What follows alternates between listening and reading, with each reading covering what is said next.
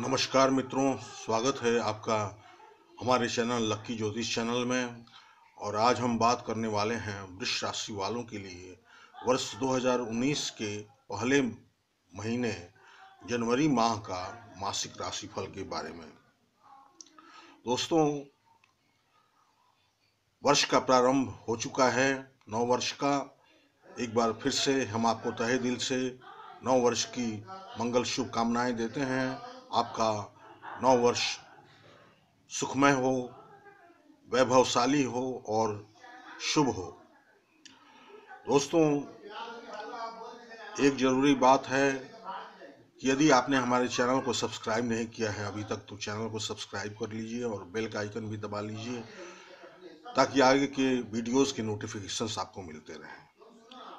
Video प्रारंभ करने से पहले एक बात और बताना चाहूँगा कि यह राशिफल चंद्र राशि के आधार पर दी जा रही है और आपके जन्म पत्री में लग्न कुंडली में चंद्रमा आपके 2 नंबर की राशि में विराजमान है और 2 नंबर को ही लग्न मानकर हम यह राशिफल दे रहे हैं।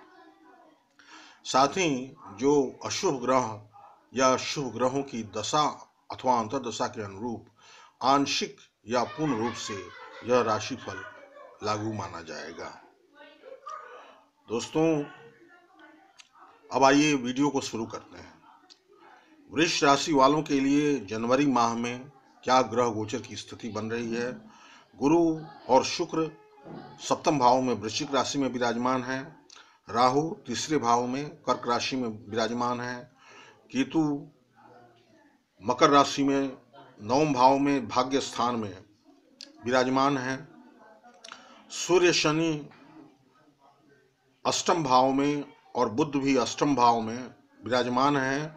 14 जनवरी 2019 के बाद सूर्य मकर राशि में गोचर करेंगे, जहां केतु के साथ उनकी युति बनेगी। तो इस तरह से जो ग्रह गोचर की स्थिति बन रही है उसके मुताबिक गुरु शुक्र का शंख योग और गुरु मंगल का नव पंचम योग, यानी कि गुरु मंगल की राशि में है सप्तम भाव में और मंगल गुरु की राशि में है और दोनों एक दूसरे से नवम और पंचम स्थान यानी कि त्रिकोणस्थ स्थित है। तो इस तरह से गुरु शुक्र और गुरु मंगल के बीच में बहुत ही सुंदर योग बन रहा है। राहु की स्थिति भी बहुत अच्छी है। सूर्य शनि और बुध जो अष्टम भाव में है, तो सूर्य शनि का एक साथ बैठना कुछ मामले में अशुभ कहा जा सकता है, कुछ मामले में शुभ भी है। और बुध जो हैं ब्रिज का काम करेंगे सूर्य और शनि के बीच के संबंधों के बीच। अब आइए दोस्तों, स्वास्थ्य के संबंध में देखें तो वृष राशि वालों के लिए जनवरी माह 2019 सुख समृद्धि धन ऐश्वर्य की प्राप्ति का समय होगा। स्वास्थ्य अति उत्तम, आकर्षक व्यक्तित्व और आत्मविश्वास से लबरेज रहेंगे आप। गुरु शुक्र के शंख योग सप्तम भाव में बनने से यश कीर्ति में वृद्धि होगी और मान सम्मान में वृद्धि होगी। अनेक प्रकार के सांसारिक भौतिक सुख साधन, अच्छा खान पान, वस्त्र आदि और वाहन मकान का सुख भोगने का योग बनता है। पारिवारिक और दाम्पत्य जीवन अत्यंत मधुर बनने वाला है। जीवन साथी का सपोर्ट और साहचर्य मिलेगा। मैरिड लाइफ बहुत अच्छी होगी।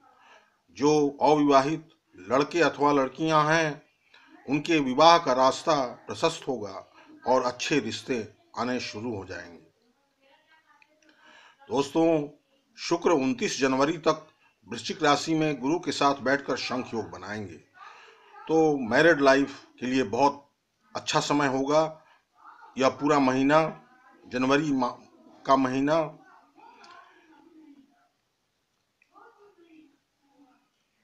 अविवाहित व्यापार में उन्नति और लाभ का योग बन रहा है। व्यापार में विस्तार का योग भी बन रहा है। व्यापार के सिलसिले में बैंक अथवा किसी फाइनेंस कंपनी से आपने लोन के लिए अप्लाई कर रखा है तो वो आपको मिल सकता है। पार्टनरशिप बिजनेस में अच्छी सफलता का योग बनता है। व्यापारियों के डेली इनकम में भी बढ़ोतरी का योग बनता है। शनि और सूर्य की युति 8th हाउस में बनने से जटिल रोगों से परेशानी हो सकती है। पिता के साथ रिश्तों में खटास की स्थिति रह सकती है। नौकरी व्यवसाय में कुछ अड़चनों के साथ सफलता का योग बनता है। भाग्य का साथ कम मिलेगा, कड़ी मेहनत की आवश्यकता पड़ेगी। इस महीने आपकी मनोकामनाएं पूर्ण होने का भी योग बनता है। गुरु मंगल के परस्पर 9 पंचम योग के कारण और मंगल के एकादश भाव में होने के कारण, मंगल द्वादश भाव के स्वामी हैं और सप्तम भाव के स्वामी हैं, तो विदेशी धन अर्जित करने का उत्तम समय होगा और विदेशी धन का लाभ होगा। विदेशी धरती पर यदि आपका कोई व्यापार है, कोई रोजगार है, तो उसमें अच्छी सफलता हासिल होगी। शनि 9 भाव के स्वामी होकर 8th हाउस में है, तो दुस्थान का कुछ दोष तो अवश्य लगेगा। 9 भाव के स्वामी भी हैं और 10th भाव के भी स्वामी हैं, तो जॉब, प्रोफेशन, व्यवसाय और व्यापार संबंधी कुछ अड़चनें अवश्य आएंगी। सरकारी अड़चनों का भी सामना करना पड़ सकता है। जो लोग सरकारी नौकरी के लिए प्रयासरत हैं, तो उनके लिए यह समय अच्छा नहीं कहा जा सकता है। सूर्य के 14 जनवरी के पश्चात 9 भाव में गोचर से कोई लैंडिंग प्रॉपर्टी या कोई घर, मकान, नया वाहन आप खरीद सकते हैं। पिता के साथ संबंधों में कुछ कटुता रहेगी, लेकिन पैतृक संपत्ति प्राप्त होने का योग बनता है। कोई प्रॉपर्टी आप इनहेरिट कर सकते हैं इस माह। शुक्र लग्नेश भी हैं और अष्टमेश, सप्तमेश, खष्टेश भी हैं, तो खष्टेश का दोष लग्नेश को कम ही लगता है। इस नियम के मुताबिक शुक्र की सप्तम दृष्टि लग्न पर अपनी राशि में पड़ रही है, गुरु की भी सप्तम दृष्टि लग्न पर पड़ रही है, तो शुभ संदेश सुनने को मिलेंगे। इस माह आपको ढेर सारे शुभ संदेश आपको मिलेंगे सुनने को, और आपकी मनोकामनाएं पूर्ण होने का योग बनता है। आपकी अधिकांश इच्छाएं इस महीने पूरी होने का योग बनता है। वर्ष का यह पहला महीना आपके लिए बेहतर संदेश लेकर आ सकता है। राहु की स्थिति तृतीय भाव में बहुत ही अच्छी है। यह आपको साहस, पराक्रम से लवरेज रखेगा और आपका पराक्रम, साहस और कड़ी मेहनत की क्षमता आप में कूट कूट कर भरी रहेगी। कठिन से कठिन परिस्थितियों में भी आप मुस्कुराते रहेंगे और अपने शत्रुओं पर भारी पड़ेंगे। छोटे भाई बहनों से रिश्तों में कुछ कटुता और खटास की स्थिति बन सकती है राहु के तृतीय भाव में होने से, और छोटी यात्राएं कष्टकारी हो सकती हैं आपके लिए। दोस्तों, वैसे गुरु की नवम पूर्ण दृष्टि राहु पर पड़ रही है तृतीय भाव में, तो धन का आगम होता रहेगा और खर्च भी रचनात्मक कार्यों में होंगे। संतान सुख के संबंध में हम देखें दोस्तों, तो संतान सुख मध्यम दर्जे का मिलने वाला है। प्रणय संबंधों में कुछ कटुता की स्थिति रहेगी और प्रणय संबंधों में खटास की स्थिति रह सकती है इस माह। दोस्तों, शिक्षा के दृष्टिकोण से देखें तो 14 जनवरी के पश्चात शिक्षा के क्षेत्र में अधिक उत्तम योग बन रहे हैं। सूर्य 9 भाव में स्थित होंगे, चौथे भाव के स्वामी होकर, तो आपको कॉम्पिटिटिव परीक्षाओं में सफलता के लिए उत्तम योग बनेगा। और खष्टेश शुक्र सप्तम भाव में बैठकर लग्न को देख रहे हैं, तो प्रतियोगिता परीक्षाओं में सफलता का प्रबल योग बनता है।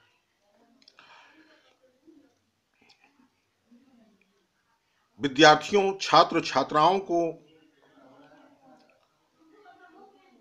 अध्ययन के प्रति रुचि जगेगी और एकाग्रता में वृद्धि होगी।